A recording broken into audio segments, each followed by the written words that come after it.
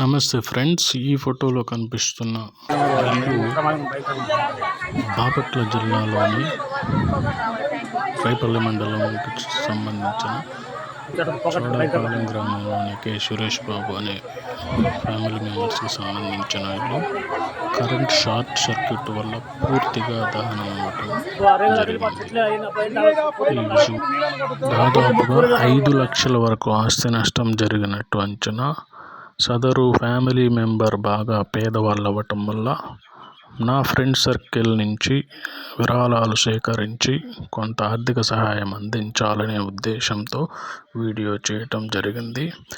దాతలు ఫోన్పే లేదా జీపే ద్వారా చేసిన ఎడల విరాళంగా 10 రూపాయల నుంచి పైన ఎంతైనా మీ ఆర్థిక స్తోమతని బట్టి ఇచ్చిన ఎడల మొత్తము వారం తర్వాత బాధితునికి అప్పచెప్పటం జరుగును.